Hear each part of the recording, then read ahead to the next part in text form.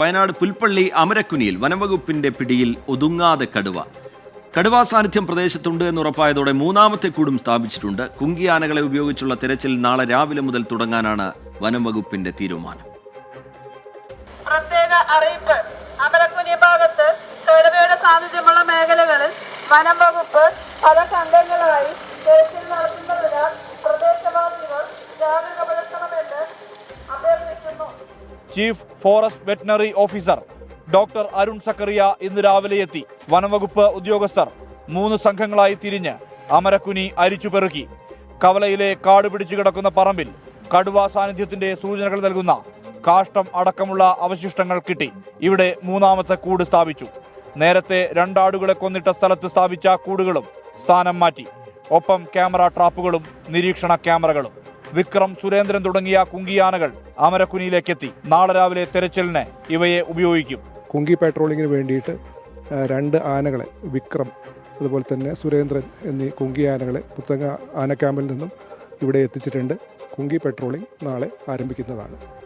അതുകൂടാതെ thermal drone ഉപയോഗിച്ചിട്ടുള്ള പരിശോധനയും നമ്മൾ രാത്രികാലത്ത് നടത്തുന്നതാണ്. തെർമൽ ഡ്രോൺ ഉപയോഗിക്കുമ്പോൾ അതിൻ്റെ ഒരു ഗുണം എന്തെന്ന് വെച്ച് കഴിഞ്ഞാൽ രാത്രികാലത്തും ഈ കടുവയുടെ സഞ്ചാരപഥം നമുക്ക് കൃത്യമായിട്ട് മനസ്സിലാക്കാൻ കഴിയുന്നതാണ്. കുറ്റിക്കാടുകളും കാപ്പിത്തോട്ടങ്ങളും നിറഞ്ഞതാണ് അമരക്കുനി. കടുവ ഇറങ്ങിയതോടെ കാപ്പി പറിക്കുന്നതുൾപ്പെടെയുള്ള ജോലികൾ നിർത്തിവച്ചിരിക്കുകയാണ് നാട്ടുകാർ. വനം വകുപ്പിന്റെ ദൗത്യം വിജയിച്ചാൽ മാത്രമേ ഇവർക്ക് സ്വസ്ഥമായ ജീവിതം വീണ്ടെടുക്കാൻ കഴിയൂ. എത്രയും പെട്ടെന്ന് അത് ഐഡൻറ്റിഫൈ ചെയ്ത് മയക്കുവെടി വെച്ച് പിടിക്കുക എന്നുള്ളത് തന്നെയാണ് ജനം പ്രതീക്ഷിക്കുന്നത്. അങ്ങനെ ചെയ്തെങ്കിൽ മാത്രമേ ഈ പ്രദേശത്തെ ആളുകളുടെ ആശങ്ക മാറുള്ളൂ. ഇല്ലെങ്കിൽ അത് ഇല്ല എന്ന് സ്ഥിരീകരിക്കാൻ കഴിയണം. ആ ഒരു അവസ്ഥയിലേക്ക് വന്നെങ്കിൽ മാത്രമേ ജനങ്ങളുടെ ഭാഗത്തുനിന്ന് ഒരു സ്വൈര്യ ജീവിതം ഇവിടെ നടക്കുന്നത്. അപ്പോൾ പ്രത്യേകിച്ച് വിളവെടുപ്പിൻ്റെ സമയമാണ്. വിളവെടുപ്പിൻ്റെ, കാപ്പി വിളവെടുപ്പിൻ്റെയും കുരുമുളക് വിളവെടുപ്പിൻ്റെ ഒക്കെ ഒരു സമയമാണ്. ദേശീയ തൊഴിലുറപ്പ് തൊഴിലാളികൾ തോട്ടങ്ങളിലുള്ള സമയമാണ്. അപ്പോൾ ഈ സമയത്ത് വളരെ ഗൗരവമായി ഈ വിഷയത്തെ ഞങ്ങൾ കാണുന്നു. ഈ പ്രദേശവാസികളെല്ലാം തന്നെ എല്ലാവിധത്തിലുള്ള സഹകരണവുമായി വനംവകുപ്പിനൊപ്പമുണ്ട്. വനംവകുപ്പിൻ്റെ ഇതുവരെയുള്ള പ്രവർത്തനങ്ങളെ സംബന്ധിച്ച് ഞങ്ങൾക്കൊരു ആക്ഷേപവുമില്ല.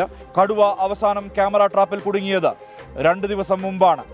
ഇന്ന് നൈറ്റ് പട്രോളിങ്ങും തെർമൽ ഡ്രോൺ നിരീക്ഷണവും തുടരും. 3 കൂടുകളിൽ ഒന്നിൽ കടുവ വീഴും എന്നാണ് വനം വകുപ്പിന്റെ പ്രതീക്ഷ.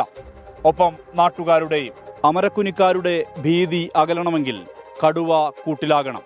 അതിനുവേണ്ടിയുള്ള നിതാന്ത പരിശ്രമത്തിലാണ് വനംവകുപ്പ് ഉദ്യോഗസ്ഥർ. മനു ദാമോദരനൊപ്പം അമരക്കുനിയിൽ നിന്ന് സുർജിത് അയ്യപ്പത്ത്, 24.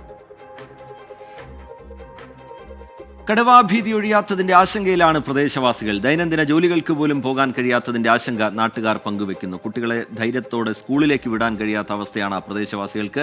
സ്വസ്ഥമായി ജീവിക്കാൻ ദൗത്യം എത്രയും പെട്ടെന്ന് പൂർത്തിയാക്കണം എന്നാണ് ഇവരുടെ ആവശ്യം. വനംവകുപ്പിനോട് തുടർച്ചയായി അവരത് ആവശ്യപ്പെടുകയും ചെയ്യുന്നുണ്ട്. നാട്ടുകാരുടെ പ്രതികരണത്തിലേക്കാണ് ഇനി നമ്മൾ കടക്കുന്നത്. എല്ലാവർക്കും ഭയങ്കര പേടിയാണ്. പിള്ളേരൊക്കെ പുറത്തു വിടാൻ പേടി. എല്ലാം കൊണ്ടും നല്ല പേടിയാണ്. ആവശ്യം കടുവേനെ എത്രയും പെട്ടെന്ന് ഇവിടുന്ന് പിടിച്ചു കൊണ്ടുപോകണം, അല്ലെങ്കിൽ എന്തെങ്കിലും ചെയ്യണം. ഇവിടെ എല്ലാവരും ഭയങ്കര പേടിയിൽ തന്നെയാണ്. കാരണം ഇതിന് പിടിച്ചാലാണല്ലോ നമുക്ക് ധൈര്യമായിട്ടൊന്ന് പുറത്തിറങ്ങാനൊക്കെ പറ്റത്തുള്ളൂ. ഇതിപ്പോൾ എന്താ പറയുക, രാവിലെ ഇപ്പോൾ പുല്ലരിയാൻ പോകാനോ അല്ലെങ്കിൽ റബ്ബർ വെട്ടാനോ അല്ലെങ്കിൽ ഒരു പണിക്ക് പോകാനോ, നിസ്സാരം കടയിൽ വരാൻ പോലും ആർക്കും ധൈര്യമില്ല. വീട്ടിൽ നിന്ന് പുറത്തിറങ്ങാൻ എല്ലാവർക്കും പേടിയല്ലേ. എല്ലാവരും ഭീതിയിലാണ്. ഇതിനെ പിടിച്ച് മയക്കുവെടി വെച്ച് പിടിക്കുക, അല്ല വേറെ ഓപ്ഷനൊന്നുമില്ല.